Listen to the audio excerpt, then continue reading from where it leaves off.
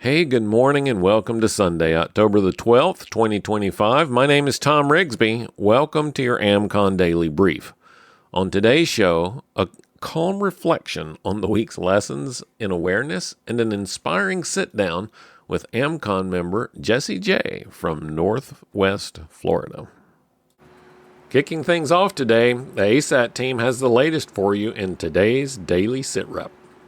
This is your AmCon Daily Sit Rep for October the 12th, 2025. Up first today, federal law enforcement agencies have disclosed that Mexican drug cartels are reportedly offering bounties for the assassination of U.S. Immigration and Customs Enforcement officers operating in Chicago. These bounties, originating from Mexico, range from $5,000 up to $50,000 depending on the rank of the agent targeted. Local gangs in Chicago's southwest neighborhoods have been identified as active participants in carrying out these attacks, amid contentious local political responses and ongoing federal efforts against cartels. In health news, recent global studies have linked the hair loss medication finasteride to increased risks of depression, anxiety, and suicide. Despite over 20 years of clinical evidence, concerns persist over the lack of formal investigations by the manufacturer or FDA. Users have reported persistent symptoms even after discontinuation of the drug, prompting medical professionals to advise consultation with healthcare providers if you or someone you know is taking this medication. Turning to the financial sector, the cryptocurrency market experienced a severe drop over the weekend, wiping out billions in value. Triggered by newly announced U.S. tariffs on Chinese technology imports, major cryptocurrencies, including Bitcoin, fell dramatically.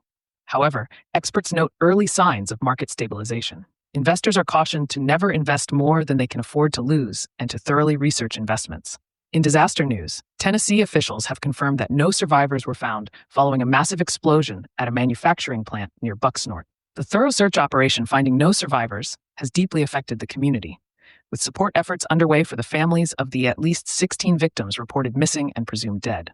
Lastly, civil unrest and protests continue across the nation, with numerous events scheduled for today in various cities, including Sarasota, Los Angeles, San Diego, and more. Members are reminded to maintain heightened situational awareness, especially with anniversaries of major geopolitical events approaching, as they often correlate with increased risks of violence and terrorism.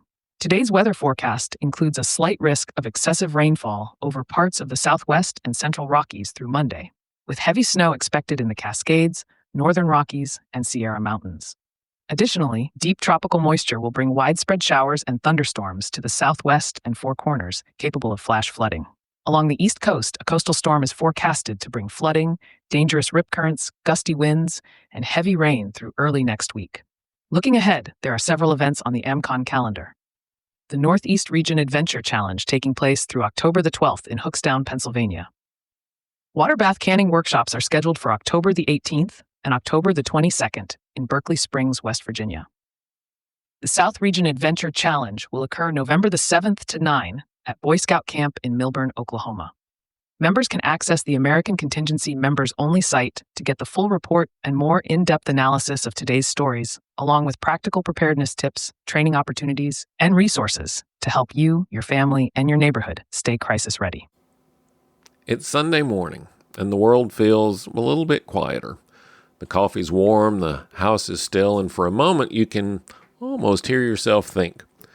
This week we've been talking about the art of awareness, from seeing clearly to reading the room, from managing stress to adapting to context. All of it leading to this simple truth. Awareness is not anxiety, it's peace. And today we'll explore that idea a little deeper with someone who lives it every day. Jesse J., one of our members from Northwest Florida. When you slow down long enough to notice your surroundings, you stop reacting and start responding. That's been the thread through every episode this week. Emily saw it in the grocery store, Ryan felt it in the gym, Emma used it in traffic, and every story reminded us that awareness is what steadies the mind. It's not about predicting trouble, it's about seeing clearly enough to handle it. Preparedness grows from that same mindset. We learn, we train, we build capabilities, and then we share them. That's what connects us as members of this community. Families and individuals choosing calm over chaos and capabilities over fear. In my conversation with Jesse, we talked about how awareness plays out in real life, from reading the weather before a storm to reading people in a tense moment, and how his local chapter keeps those skills sharp without letting fear take root. It's a great conversation, and I think you'll find a little encouragement in his story. So let's get into it. Here's my conversation with Jesse J., where we talk about preparedness, awareness, and what it looks like to build steady confidence in uncertain times. All right. Hey, folks, we are back with another installment of Sunday Sit Down, recorded again at the Southeast Adventure Challenge 2025 edition. Today, I'm sitting down with Jesse J. from Northwest Florida. Northwest Florida. And I had to stop you because you started telling your story, and I wanted to get it on tape. But just to kind of get us started here, why is preparedness important to you? Well, to get into that, it started as far as AmCon right after Hurricane Michael. But to preface that, I grew up in a small town, and we thought it was a big city, but 60,000 is a small town. Yeah. And my dad was principal of high school, but all my friends were either on farms or lived out in the country. We hunted, we fished, we got into trapping some till it got to be illegal because Illinois. Yeah. But by the time I was 13, I had a go bag, and it was nothing for me to get off of school, Friday afternoon, pick up the go bag, hitchhike out to a friend of mine's house, and then we go out to the lake and go fishing all weekend. Yeah. And that was just life growing up, you know, or we'd go hunting. A lot of times we'd go hunting out of season, Yeah. But the important difference is instead of just going and shooting whatever, we ate everything we killed. Right. And that was just something instilled from a very young age. And as I got up and went to college and then went into the Navy, I realized that not everybody's like that. Right. My grandmother had 4 big deep freezes on the back porch full of food, and that was normal to me. And other people's like, "Oh, she must be crazy." Yeah. When I was growing up, I have a very similar story. I grew up on a farm. I didn't know that we didn't have a lot of money. It's not like I never felt like we were going without or anything, because we had 2 giant chest deep freezers. Yeah. And one of them, every year we'd get a calf and we'd take it to the slaughterhouse, and my granddad would trade half the calf, which wasn't really a calf. I mean, it was a cow by the time we slaughtered it, but trade half the calf for half a pig. Right. Yeah. And so we'd come back with a year's worth of beef and pork, and it wasn't anything to say, "Hey, go grab a couple of steaks and, let's cook them for dinner." Yeah. And that's the way I agree. Anybody knows anything about South Illinois knows that most of the town is pretty poor. Yeah. The coal mining all stopped in the 40s, and then in the 50s, it really dropped off. And there isn't a whole lot of other industry there other than crops. So, but I was never hungry growing up, and neither were my friends. And we didn't really have much. And it wasn't until I got off in the Navy that I realized, more about what was going on. But I also became kind of a closet prepper over that, because everybody started looking at me funny. Well, why do you have all that stuff? Why do you just take off and go like that? And it's like, well, to me, it's fun. Right. I enjoy it.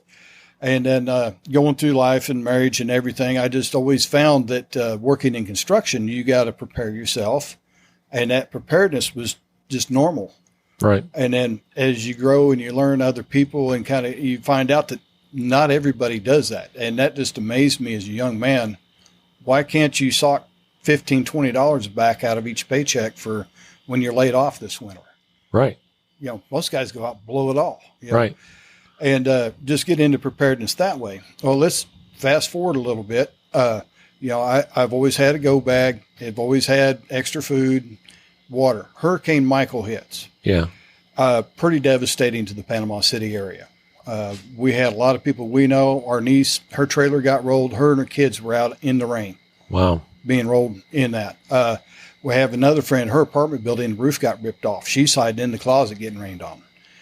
My wife and I were really blessed. We didn't lose a shingle. Neighbors on both sides lost half their roof. Isn't it amazing? Yeah, the physics of that. It's like God put his hand over a house and said, these guys are going to be okay. So I'm sitting here. I've got 8 5-gallon jugs full of water, all kinds of rice and beans and food. And I'm like, I'm sitting here pretty happy and plenty and doing okay. Let's see if I can help some people out.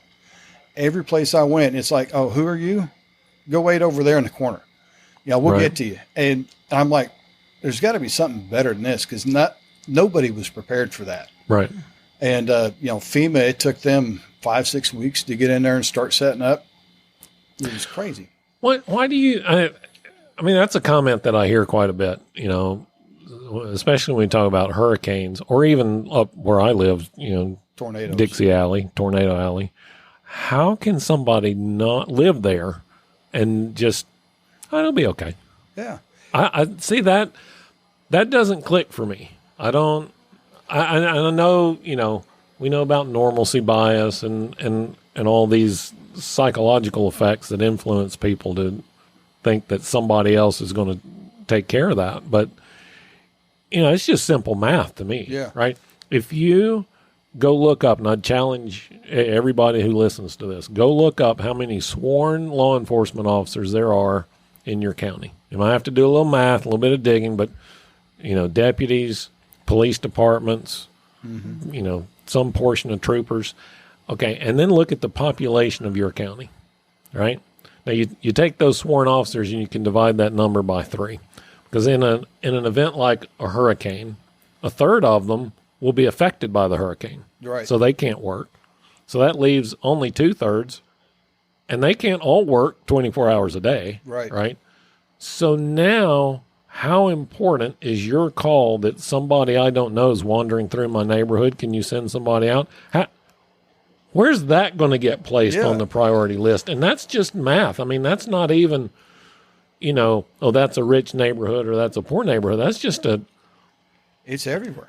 Everybody's covering intersections right now and digging out buildings. We don't have anybody to send to ask this guy why he's wandering through your neighborhood. We had cops coming up, and they'd say, okay, you got a sidearm on you? And I'm like, yeah. Is it loaded? What? No. Well, you better load that thing and put one in the chamber. When the cops are telling you to do that, it's bad. It's bad. Yeah. And we had that. We're not supposed to open carry in Florida. Well, we can now, but during Michael, you wasn't. Well, the sheriff put it out and the city police put it out. You can open carry, you can set up guards. And, I got into that with my little neighborhood that I was into. Yeah. And, that also brought to light how many people come out. You come out with a 6-gun 357, revolver. You got a carload full of guys coming through with AKs. You're not going to do much. Right. And I saw that. We turned them around because they saw me with my rifle and thought, well, okay, we don't want to deal with that. Well, again, it comes down to numbers, right? Yeah. There was very likely a much softer target somewhere else. Yeah. Could we engage with this and win this battle? Yeah, but that neighborhood doesn't even have anybody standing out there. Yeah, there's nobody standing out there. Right. There's nobody patrolling. And in Michael, we saw that. It was a big difference. You could tell the neighborhoods that were protected by their community. And that instilled in me that, hey, I need to build a community. And the homeowner association I was in was not that community. Yeah. And then, as you know, I ride a motorcycle. Yeah. This is one of the first challenges. I didn't bring it. But, I'm working on getting my wife more involved because that's very important. But I went to a memorial ride up in Smith Station. And any of you guys, current or former military, that have anything to do with Special Forces, know all about Smith Station. Mm-hmm. And so I got riding around with there's a good friend of mine that I worked with. We stayed at a buddy of his house. And he was former Tab Green Beret, had done like 5 tours over in Iraq, Afghanistan. He was contracted at the time, and he and I built up a conversation. Yeah. And he pulled out his 300 blackout, and I oohed and awed over it. And then he wanted me to show me his pistol, and then I pulled it out, and I cleared it and everything. And he looked at me and says, "You've handled one of those before." And I'm like, "Yeah, I was in the Navy, did security on the ship, Yeah. He's like, "All right." So we hit it off, and over 3 days we got to know one of another. And he told me about Grand Thom, and he told me about T-Rex Arms. And he says, they got videos. You need to watch those videos. Mm-hmm. Didn't say anything about Mike Glover or knowing Mike Glover. I'm probably they met at somewhere. Yeah. I'm sure they had to have. Yeah. But that doesn't mean that they were close. There's quite a few of them, but I'm pretty sure they know each other. But so I got to watching Grand Thom, and then I saw this advertisement for Fieldcraft Survival. Yeah. He's like, "Yeah, you got to check this out." So I went and checked it out, and then I found out about AmCon and locals. And I'm like, there's other people that think like I do. So you could come out of the closet. Yeah. I think it was funny when we were chatting before I started recording. You said something about being a closet prepper. I'm like, oh, that's such a term we need to explore. Because I think that I think a lot of people hear prepper and think doomsday prepper, bunker in the backyard with gas masks and nods and, all the worried about all the doom and gloom and they're focused on the most unrealistic disaster scenarios out there. And I've dealt with a few of them out there. Well, but there are things that happen every day, right? The power goes out. Yeah. I use that as an example all the time. Does it matter when the lights go out and they've been off for, 8-10 hours? Does it matter why they're off, or does it matter whether your food in the refrigerator is going to go bad? Right. It might have some relevance, but you've got some more immediate realities you need to deal with, and that happens to everybody. It does, and if you prep for the small things, you're going to be more prepared for the big things. That they do happen. Absolutely. But those things, so power outages, flat tires, storms. At work. Yeah. You know how many people stay unprepared for that? I've actually been injured on the job and had to miss 4 weeks, 6 weeks of work. Well, that's one of the reasons why we cover income and economics. Yeah, it's as big a prep as how many beans and bullets you have. Maybe more so. Yeah, it's one thing if you've got food to eat during that 4 to 6 week period. Yeah. But is your rent covered? Is your insurance covered? Right. I found that out the hard way. You got to have money to pay for that insurance. When you're not working, it doesn't get paid, and they will drop it on you. Yeah. Funny how that works. Yeah. But wow. So I think, I guess there's two elements to this closet prepper idea. One is, and I'll call these folks accidental preppers. There's closet preppers who, I know I'm prepping. I'm trying to be better prepared. But then there are the accidental preppers, which I think, your story in the beginning and how you grew up is more along those lines. This is just how we live. This is not prepping, but to the rest of the world, it's like, wow, where'd you get all this stuff? Yeah. And that's the way I still have Alice gear that I got from my uncle who was in Korea. Yeah. He's like, you're going to need this someday. And then it got to be when I go out hunting and hiking, I was wearing the duty belt with the Alice pack before I even went in the Navy. Yeah. And that was just convenient, easy way to do it. And that was the same with building skills. When you're out and hunting and fishing all the time, you don't always want to run back home, 6, 7, 8 hour drive, wherever. No. To spend the night and come back. So you take a tent with you. You take and heat up a can of beans over a little fire. Right. Hey, I didn't catch any fish today. Well, I got a can of beans. Right. We live remotely. Yeah. I'll say that. We live remotely. And it's not like, we can get to civilization in 20 minutes or so, right? Yeah. That doesn't mean I want to. That's a lot of work sometimes to gather everything up, come down off the mountain, go into town, get what you need. It's not like, hey, I'm going to run over here to Lowe's and grab, 3 screws that I didn't have. Yeah. I'm not doing that. I'm going to find some other solution, right? So you just kind of Frankenstein stuff together. But, so for the accidental preppers, I think there are people who, and I think our neighborhoods are full of people who feel like something is wrong, maybe not something's wrong, but feel like the way of the world has not got a bright outlook. Well, that's kind of what I got from a few people. No, there's that. Absolutely, there's that. But I think that it's maybe a realization that I need to be able to take care of myself. Yeah. And I talked about examples a minute ago. I ask people all the time, do you have a fire extinguisher in your kitchen? Well, yeah. I'm like, why? Well, in case there's a fire. Yeah. Correct. Why don't you just call the fire department? Do you know how fast the fire can spread? And by the time the fire department gets there? Yes, I do. Do you have a gun? Do you have extra food?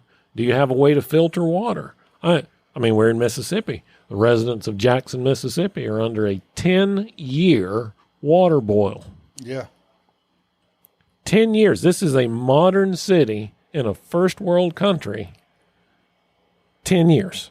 And why? Because their water treatment became inundated and they can't clean it and fix it. Yeah. Right. And so that happens. People, I mean, to think about evacuations for you, but I don't have to worry about that. I don't live near the coast. Do you have a railroad track that comes close to you? Yeah. What's on those trains? All it takes is for one of them to turn over, and all of a sudden you've got sulfuric acid rain. And I get that. Being there in the coastal area, I ask people, well, how are you prepared for the hurricane? He says, well, yeah, I got a full tank of gas, and we're heading out by the time it turns into a Cat 2. I'm like, well, that's all well and good. But we do have locomotives. We do have power plants and stuff. You think about one of these, paper mills. Mm-hmm. They use a lot of stuff people don't want to know about in treating paper and stuff. And that's why they smell so good, right? Yeah. It's like, what's your plan for that? Yeah. And then you get a little further in, they're like, oh, yeah, we're good to bunker in. And then I'm like, well, what happens if we have a chemical spill? What happens if – and Michael was a great example of that because it wasn't just the coast. It went all the way up to the border. Yeah, I remember that. And had people without power for months. Well, the other thing you have are thousands of people who aren't normally there. Yeah. I was in the Texas Guard during Katrina and Rita, and we got sent to this little town called Center, Texas, Center. I always have to spell it because people think I'm saying center like Sinner. Yeah. Which I'm pretty sure there's a Center, Texas, too. But Center, Texas, typical population is 300 people, and they had over 15,000 people there when we got there. Yeah. Right? And they didn't have facilities for that. But that is about 300 miles from Houston, and this was around Rita, and all of those people were trying to evacuate up 69, and that's where they were all running out of gas. Yeah, and there wasn't enough infrastructure. And they didn't have any gas there. They didn't have any way to get gas trucks there. It was a mess. Yeah. And so I think this is why I say that, it's very difficult, if not impossible, to prepare by yourself. It is. And I'll be honest, it's not until the past 10 years or so that I've actually gotten to where I can tolerate people. Yeah. I've always been, and that's a long another story about some of the things that I got involved with in the Navy and shortly after the Navy. I've seen so much of the dark side of humanity that I just not like people. And I realize that I can't do it myself. I don't want to do it by myself. I got to sleep sometimes. So the importance of community is immense, and a lot of people underrate that. So how do you create that? It's difficult. Yeah. It's like herding cats. I think it starts with intention, though. Yeah. You have to be intentional about creating. It's not going to happen accidentally. Can't just put it out there and, like say, well, it's like the field of dreams. If I build it, they will come. Right. It doesn't, and especially in our world, preparedness, it doesn't work like that. You kind of always got to have that little bit of bait out there to get people coming. So what do you say to people who kind of adopt the Fight Club rule of preparedness? I mean, how do you balance those two? It's really hard because being OPSEC is fine, but you can be too OPSEC. Yeah.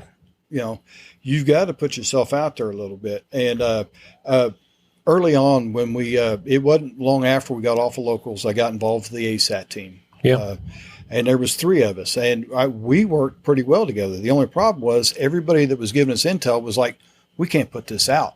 What happens if this lady we tell that there's a protest over here gets hurt in that protest? That's our fault. It's like, no, we're trying to put this out there so that they know to avoid that. Right. And but we fought that OPSEC thing, and that was part of the reason why I stepped back was, we got to get all this vetted and everything. I'm like, yeah, we need to vet it. We need to put out good information, but we're basically a news organization. Yeah. But everybody's treating it like we were an intel organization. So yeah, that was hard to get over. Well, we talked with Ted, who runs the ASAT team in one of our previous Sunday sit downs. And, for me, my driving desire with the ASAT team is to give people the 5 things they need to know today in 10 minutes or less. And that's where it needs to be. And if we can do that, then that frees.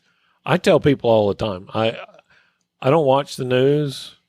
I haven't watched the news for years, and maybe I'm spoiled because I've got a whole team of people who feed me the news every day, right? But I'd like if for any of our members that want that, I'd like for them to be able to have that same freedom that I have, right? And not feel like they have to be tied, to their phone 24/7 or I'm going to miss something. Trust me, if it's important, you'll find out. Oh yeah, you'll hear about it. And I really like the direction ASAT's going. I really like the way their reports are going. And kudos to the entire team, because I know it's not just Ted, it's a team. And as his team grows, I see it getting better and better and being able to do more with local. Because that was one of the biggest obstacles I had back when I was trying to help with it, is everybody wanted to tell me what was going on overseas. Yeah. And I'm like, how is that relevant to what's going to affect me today? Right. Nothing. Right. Sure, the world might go to hell, but if I'm prepared for everything local, then I'm prepared for that too, right? Yeah. And that, what's the impact? This is kind of what I have driven pretty hard, I guess, with the ASAT team is you can report on anything you feel like needs to be reported on as long as you can explain the impact to our members. Right. Right. And there are big things happen, right? They do. I mean, big news events happen. And they might have a second or third order impact on my daily life. But, regardless of how I feel about some of the news, it's just not going to change what I'm going to do today. Right. I mean, if you have, so a war in Ukraine, oil prices are going to go up. Right. Okay. Well, if you have a barge hit a bridge in Pensacola, it's going up too. Down, right. It's going to go up a whole lot more, and some of you may not have any. And a lot faster. Right. Because that was headed to the pipeline. It was. Right? And that was a good 3 weeks and nobody heard about it. All right. But if you were down in our area, you heard about it because you pull up the gas station, $4 a gallon gas, we're out. Right. Right. Well, what would you give it, kind of given your experience from, we'll say, accidental prepper to closet prepper to, what adjective you want to use to describe it now. I'm just a prepared person. I like that. What would you say to someone who hears this, who's like, yeah, okay, I probably need to have a better plan, but I don't know, I'll work on that next weekend. Well, I'm like, all right, so you work on it next weekend. What if you go and get in a car accident tomorrow? How are you set for that accident? Say you're injured. You can't go to work. Say somebody with you died. How are you going to recover? A lot of people don't think about that. A lot of us, I don't live on a day-to-day budget or week-to-week budget because of how I was raised. Yeah. But a lot of people do. They live paycheck to paycheck and can't see around it. And there's a lot of them in this day and age, it's hard to get out of that. Right. But if you're in a dynamic, I know several families where it's not just the mother and father. They've got one of their kids that's contributing to the household. Yeah. Anything happens to one of those incomes, what happens? You're in trouble. You're in trouble. What if mom is elderly and she's dependent on somebody who got in an accident who now can't care for her? Right. What are you going to do about that? And then you add on top of that a Michael or a Katrina. Could be here in 3 days. Next weekend's a full 7 days away. Right. I agree with all of that. And I'm reminded, I think this is an Einstein quote. Maybe not. I might have that attribution wrong. But the quote, the value of the quote is not in who said it. The best time to plant a tree was 20 years ago. Right. Second best time to plant a tree is right now. Right? Yeah. Because it's going to be 20 years from now. Before it's ready. Yeah. And it's easy to start. And starting the conversation's hard for a lot of people. And I know even when I'm, picky and choosy and say, okay, they would be good for our team. I know they have skills. I know they've already in preparedness, but I've some very good friends of ours, mine and my wife's. My wife worked with his wife. He hunts, he fishes, she has a garden. They do all the things that preparedness me. Are you interested in the community? No, we've got our family.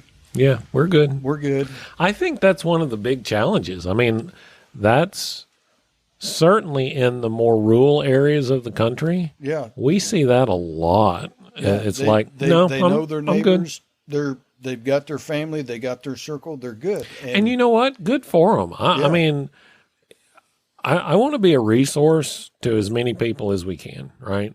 And those people who already have their act together and they've got their little network, formal or informal. Yeah. And I mean, you grew up rurally. You understand, hey, it's time to pick corn. We're all picking corn, right? It rolls around there, late September, early October. You show up at your friend's house with a bag. Yeah, we're done here. We're going next door now. And then we're going down there tomorrow. And that's just how you did it. In late August, we go up and visit my uncle and his family. I mean, he was working in the textile industry, but we'd all show up in late August for the hay harvest. We'd all bale hay. Yeah. But then you got people that live... It's just an interesting, to me, it's an interesting problem to solve. But then you got people that live more suburban or urban lifestyles. They have a whole different set of problems. Mm-hmm. They tend to be far more transient, right? I mean, think about somebody that stays in the same house for 10 years now is the old guy in the neighborhood. Yeah. Right. And so when you move around that much,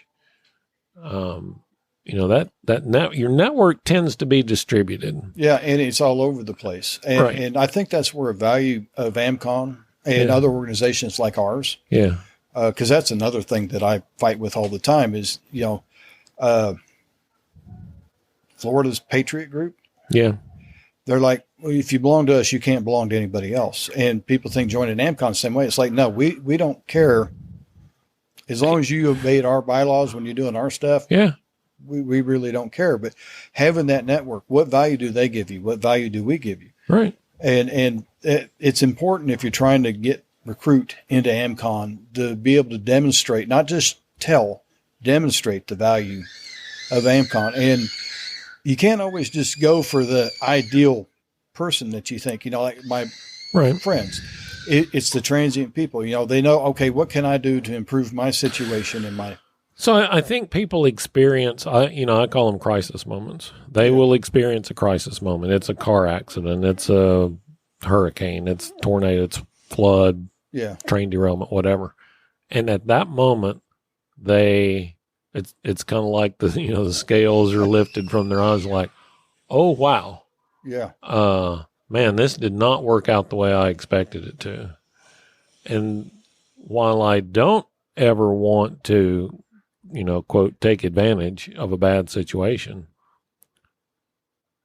there's probably not a better circumstance to talk to somebody and says, hey, I can help you be better prepared for this next time. Yeah. They have to feel that.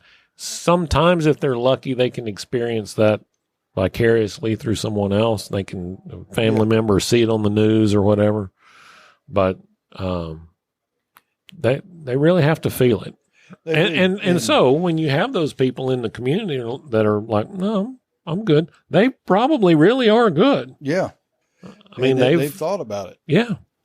Because the people that aren't good are the ones that you run into that are asking questions. And then, there's a whole host of things to overcome. But just being willing to talk and be able to show and demonstrate. You know, I open my garage door whenever my neighbors come by and they see that I've got 10 5-gallon bottles of water sitting there. I've had a few ask me, how come you got all that water? Well, water goes bad. What do you do? Yeah, right. And that started a few good conversations. I don't think you ever, I don't think you can build good, meaningful relationships without conversation. I mean, you can't. You've got to be. You have to. You have to spend time with people, and this is one of those topics where, go back to the closet prepper, idea. Yeah. I don't really want to talk about that. They're going to think I'm weird or, whatever. Okay. And yeah, so they think you're a little weird. The more people you can help be better prepared, the fewer people are knocking on your door in the moment. Right. Yeah. And believe me, they will knock on your door. Oh yeah. I had that during Michael. Now, with increasing aggression. Yeah. Yeah. No, fortunately, I didn't have a lot of aggression because most of my neighborhood and Michael kind of scared of me already. Yeah. He's the crazy biker there in the middle. Don't mess with him. But I did have people come up and say, hey, if you got some extra water, or hey, can you help me put this fence back up? Hey, I heard you have a chainsaw. Can you come help me with this tree? And when you get in those situations, even though you may have something a little more pressing, if it can wait, you really should go and help, not just to be a good Christian, because I was also brought up to be a good Christian, help your community out, but it helps build your neighborhood. And that's where I think a lot of people lose focus is your neighborhood's the ones that are going to be knocking on your door, and I know that you're not going to be able to come down to my house if we have a problem. Right. You might in a week or two when you're able to. But not in the first 24. Not in the 48. First 24, it's not going to happen. Isn't it funny how people seem to know who's prepared in the neighborhood? I tell people that all the time. They're like, well, how do they know? I don't know. I don't know. Other than you just have an air about you. I was going to say. I think it's confidence, maybe. You exude confidence. Yeah. And that can happen in a gas station conversation. Hey, we got this storm coming. Oh yeah. Just you're not excited about it because you're prepped.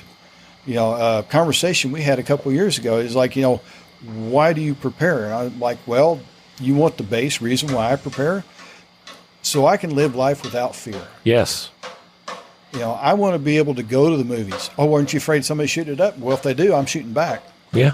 I'm not outsourcing my security. Yeah. I'm not outsourcing my food.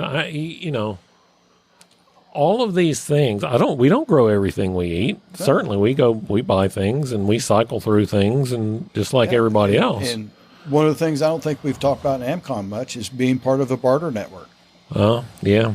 I'm in that. I mean, I live fairly urban. I have a garden. I got 1 tomato this year. Yeah.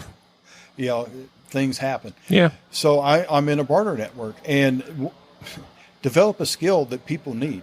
Yes. And you can barter that for food and other items. The most important thing about that, I think, is don't be dismissive of the things that you know how to do. Right. Just because it's easy for you doesn't mean it's easy for everyone. And somebody else will need that skill that you have. Yeah. And if it's valuable enough, you can exchange value. Just having the right tools. Yeah. Well, man, don't the right tools just make the job so much easier? They do. And it's like my neighbor. He's down maybe 3 months of the year, and the rest of the time he lives up north of Fort Rucker. Mm-hmm. Well, he comes down and he has to fix something. He's like, man, all my tools are up there. Do you got a crescent wrench or a pipe wrench I can borrow? And it's like, yeah. And that's a good way to build relationships in your neighborhood. It's just funny for me to hear you call Fort Rucker up north. Yeah. Because that, for us, that's way down south. Yeah. But, all right. Well, we're at the risk of running long here, so let's try to wrap it up. If you had the opportunity to speak to the entire AmCon network, and maybe some other people, and give them some encouragement about preparedness? I would say anything is better than nothing. And if you have a choice, valuable lesson learned at the Virtue Challenge last year, do the things. Don't say the things. Yeah. Actually do the things. Practice with your equipment. Yeah. You have an opportunity to test with that equipment. The skill set, having the gear means a lot, but having the skills to go with the gear, and then having the situational awareness to be able to deal with whatever you need to deal with. So, do the things. Yeah. That's easy. Easier said than done. Easier sometimes. said than done, but yeah. Jesse, thank you. I appreciate Thank you, it, Thom. man. I enjoyed it. Yeah. So let's take a page from Jesse's playbook this week. Start by identifying what normal looks like in your world, your neighborhood, your commute, your routines. Then connect with one person nearby. I don't care, a neighbor, a coworker, a fellow member, and talk about how you each prepare for the unexpected. Finally, I want you to pick one small, repeatable habit that gives you peace of mind, like checking your emergency lights or updating your contact list. Awareness grows fastest when it's practiced together. All right, when we get together tomorrow, we'll turn our attention to a new focus, outdoor skills. We'll talk about getting comfortable being uncomfortable and how time outside sharpens every capability you already have. Thanks for listening to today's AmCon Daily Brief. Members, you'll find today's resources on the members-only website and in your phone app. If you're not a member yet, you can be. Just head over to AmericanContingency.com and join the network today. And if you found value in this podcast, help spread the word by sharing it with someone close to you. I'm Thom Rigsby. Stay alert, stay ready, and I'll talk to you again tomorrow.